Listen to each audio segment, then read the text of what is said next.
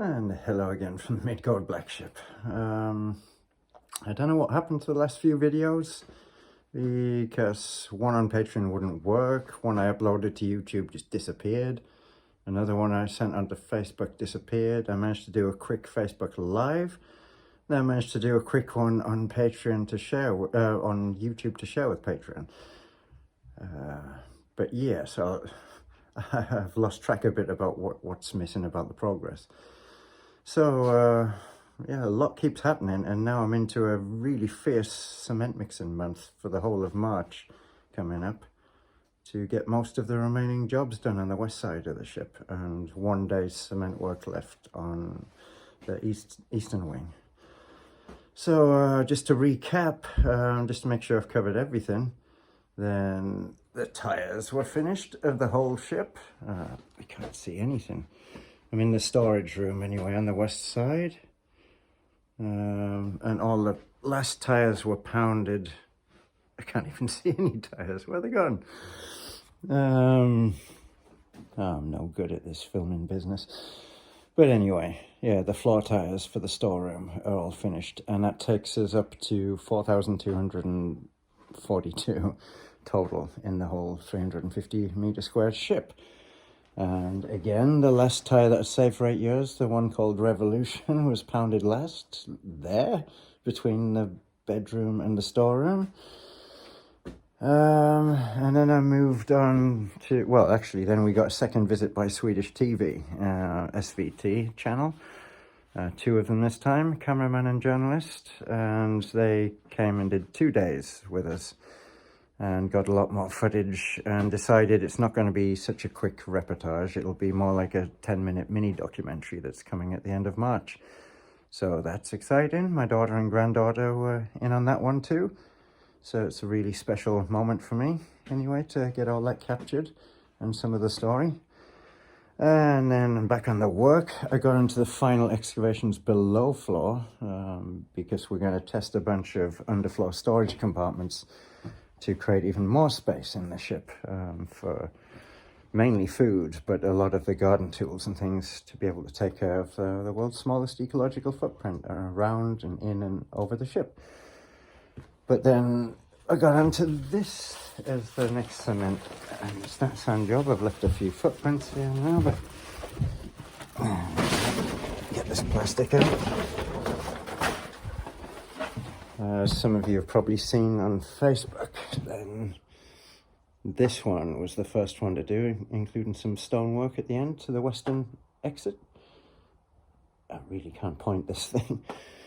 So under there we have a door and vapor barrier under the whole floor, first of all, to stop the condensation coming through, and then a lot of stonework and some very shallow cement work to plaster in a compartment.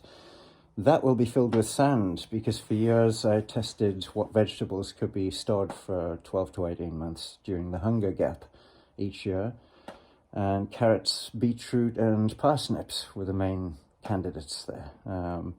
So this one's for them. It's a smaller one than I would have liked to build, but as you will see, it's a heavy lid. But down there, that's where they'll be.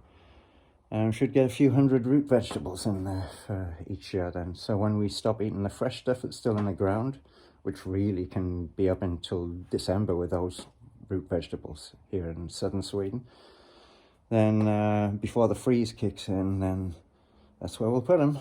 And even some of our parent plants, because they're biennial, all of them, and second year they use the root as an energy source to push their flowers up and reproduce through their seed.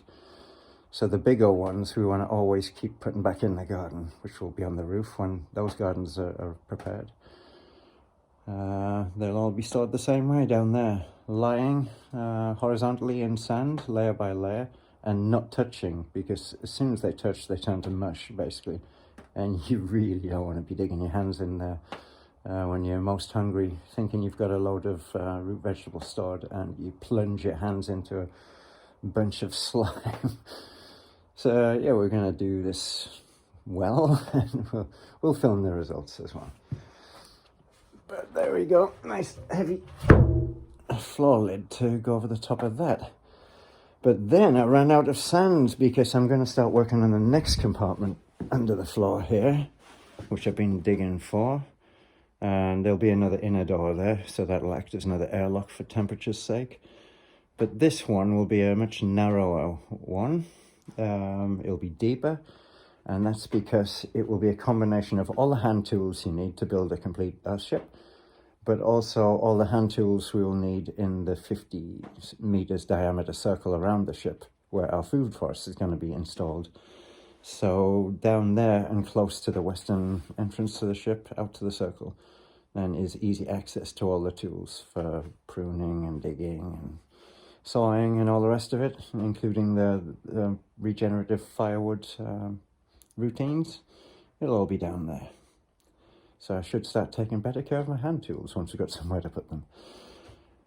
And now finally, I've come to the point where I can't extract any more sand for the cement mixing from inside the ship. This is literally the last spot with an earthen sandy floor, and I need it for the next month to be able to mix up all that cement right there. Do my little volcanoes, mix by hand, and then straight into the jobs. So, luckily we got another defreeze out there today. A nice sunny day. The southern facing half-dug excavation sites for Wallapini sunken greenhouses, where I'm otherwise taking plaster sand from, have defrosted. So I've just been out, started the bucketing in of some fresh sand from out there. I may as well take a walk out there and end on that one. But before I can do that, there's a layer of mixed stuff from the autumn, like leaves and twigs and roots and all kinds of crap. So I have to dig that out, and somewhere in here, I'm going to, I can't see the screen, so I'm just generally pointing. But there's a last quarter of hill that needs to be built here, and it'll be like about 5,000 to 10,000 wheelbarrows needed. So that'll be where all this year's mixed stuff will be ending up. Topsoil we keep to one side for the raised beds around the circle, and that's where we'll be putting our perennial trees, bushes and foodie things. And then down here in the Wallapini hole, different layers of different sands is what we're extracting to actually build the ship with. And here is where I'm working right now again. Cleared the leaves, the roots, the sticks and the poop of animals, some topsoil tunnels through the sands that animals have created, and just getting to the clean sand with some light filtering of stones to do once I've bucketed it indoors. So before I can do another mix of cement, I really need to mine out this last little corner here. I think the stuff I've cleared there already, it's you're looking at about 30 buckets there, and that will probably keep me going today and tomorrow for cement mixing. It means I can put the next compartment in under the floor. Thankfully we've got a beautifully sunny day. It's the wood drying tent. Birds have started singing again. Neighbours have started revving up their chainsaws again. Which actually we're going to be doing this week as well with one of our local elders again, Anders's help. We have all these storm-blown trees. We've still got half of them left to process and get them into the drying tent, and some of them have dried where they are, just lying up in the air. Rootveld it's called, when a whole tree's blown over, roots and all. And again, that was because the neighbour clear-cut their forest because of bark beetles. And what happened was we didn't just get the bark beetles into our last spruce and pines, but we also got the storm winds for the first time in 25 years, hitting full force on our little hill, and took them all out, basically, almost all of them. But then we discovered about 100 oak trees, baby oak trees, growing through there among lots of blueberries that gave berries for the first time. So always looking on the positive and looking for the silver lining in the cloud. Then oak forest, dense oak forest, used to be the actual forest of Västergötland pre-Viking times, but as you're all aware of, many ships were built. People went out from the coasts and waterways from here in Denmark and Norway and did what they did, but then it led into bigger and bigger kingdoms and wars and more ships needed, and I guess most of those forests are at the bottom of the North Sea now. But part of my intention is to start bringing those native forests back wherever I get the chance to work. And since we have just over 2 hectares here of old 1700s colonial farmland, then yep, it's on the agenda at the same time, so I'm working with that parallel. Long story short, it means I'm not going to be too sad that those spruce blew over, because there's far too much monoculture in Sweden, and that's what's created these bark beetle pandemics, endemics, whatever you want to call them, plagues. Really, they've just served up a massive picnic for one species of beetle by planting monoculture. It's just pure stupidity in all its forms. So we're going to bring back deciduous mixed woodland that should be here. And already the birds of different kinds are flooding in, the fungi are flooding in every year. And so I know we're on the right track. To hell with what people think. We're not part of all this madness, or at least I'm not, and I intend finding another road through this madness. So yeah, there you go. I managed to get it all out in just over 11 minutes. But it's yet to be seen if I succeed in getting this loaded up to the YouTube channel. And then for now, direct my patrons from Patreon there as well, until I get an answer back from their administration on what the technical issue is with the videos on the Patreon channel. Now I better save my energy for the rest of the evening of digging out this in the corner. And get on with some cement mixing into the night. See if we can get that second underfloor box in. So until the next time, that's the update for this end of February.